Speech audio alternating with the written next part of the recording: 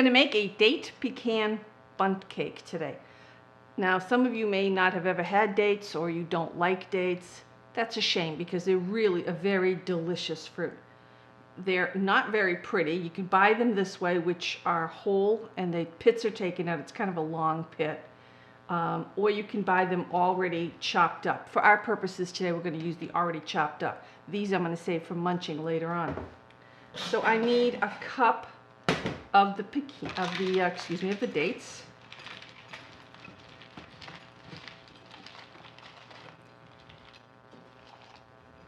Generous cup, a little over the top. And I'm going to put those in a bowl. And to them, I'm going to add about a tablespoon of flour. And the reason we're adding the flour is when we add these dates to the batter, they won't all sink to the bottom because they'll grab on with the flour around them. Okay, so there's our dates. We can put those aside. We also have a cup of chopped pecans. Now I need 1½ sticks or 3/4 cup of room softened butter, 3 eggs room temperature, teaspoon of vanilla, 1 cup of sour cream, 1 1/2 cups of regular white sugar, and 3 cups of flour mixed with 1 teaspoon of baking powder and 1 teaspoon of baking soda. So let's start off with our butter in the mixer. My oven, by the way, is heating to 350.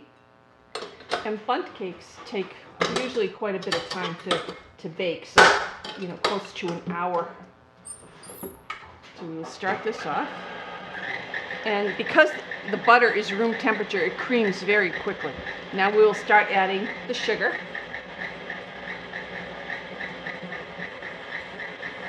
Just let that all come together. And I will add the 1 teaspoon of vanilla. This is pure vanilla extract. It really does make a big difference if it's pure or imitation. Okay, now we'll start adding our eggs one at a time. And this is the kind of a cake that keeps a long time. Even when it starts getting a little on the stale side, it's really still pretty good. Because it's got so much sour cream in it, it remains very moist.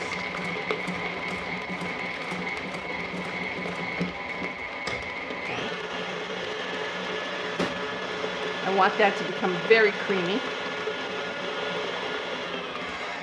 Okay, at this point, I'm going to add, if I can get my mixer bowl off, I'm going to scrape it off so make sure all of that stuff is getting mixed in.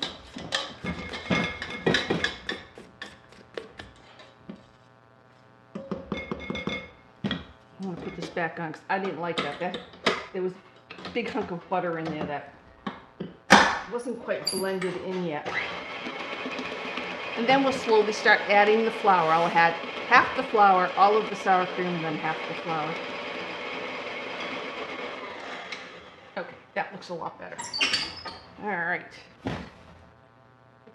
Add half of our flour. Just eyeballed. Okay.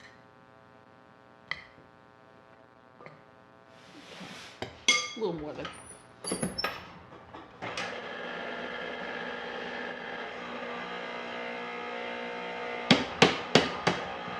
Hit the side of this to tap all the flour off the sides. Now this is our 1 cup or 8 ounces of sour cream. And don't use the light sour cream here. You want to use the full fat sour cream. Blend that in. You can see this is not a difficult cake to make, but it's really, really good. And if you're not familiar with dates, this is a good way to start. Dates are very, very sweet and very chewy. Not like a raisin. Well, the texture is a lot like a raisin, but the flavor is much sweeter than raisins.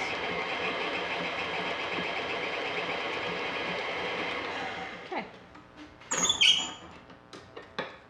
Balance of our flour.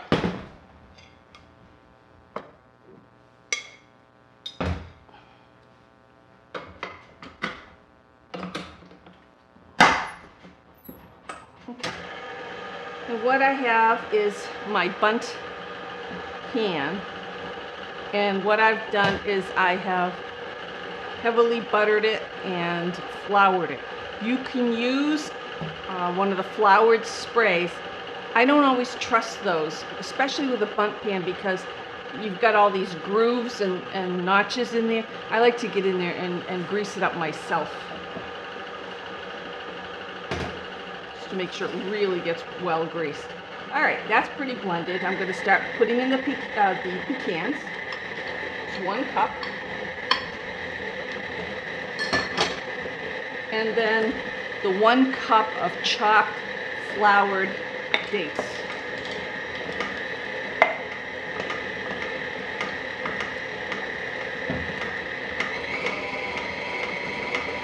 It's a nice buttery batter.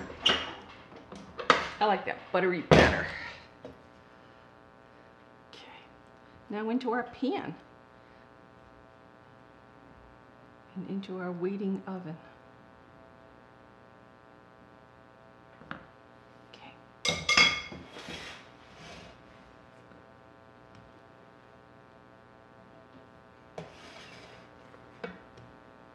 Nice big plops.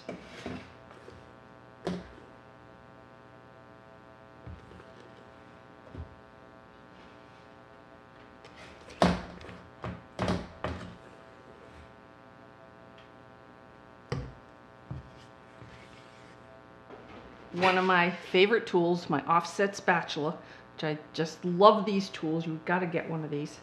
And then just spread it around. And I kind of mound it up around the edge of the outside of the pan, because the middle is going to mound anyway.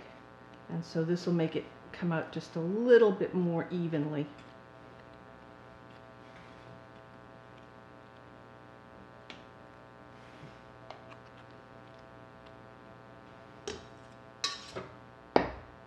All right, there's our batter in our pan, and I'm going to put this pan on top of a cookie sheet that I've lined with foil.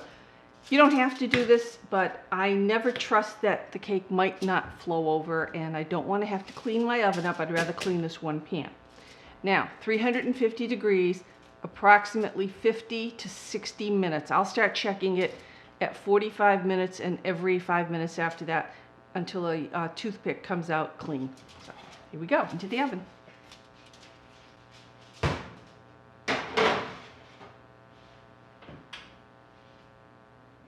Here's our Bundt cake. I took it out of the oven after about 55 minutes. Just keep checking. Your oven may be cooler than mine, so you may have to leave it in more. But anyways, I left it in the pan for 10 minutes, and then I turned it out onto this rack, and I let it come completely to room temperature before I move on. If you wanted to, you could make a vanilla icing, a caramel icing, whatever kind of icing you want. But this cake is one of those cakes that's not a very sweet cake, so we're not going to make it too much sweeter. We are going to add some sugar, but we're not going to add a lot of frosting. We're just going to put on some confectioner's sugar. Just a snow of it. And it looks so pretty. Now we're going to get a nice plate and slide this over. Don't worry, I'll clean up my counter later. And then I'm going to take a nice cut of this. I can't wait to bite into this.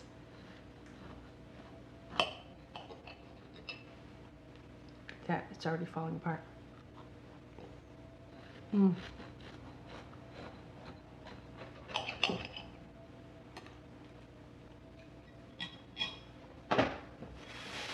I don't know if you can see, but you can see the dates, the pecans. The cake is so tender. It's absolutely delicious.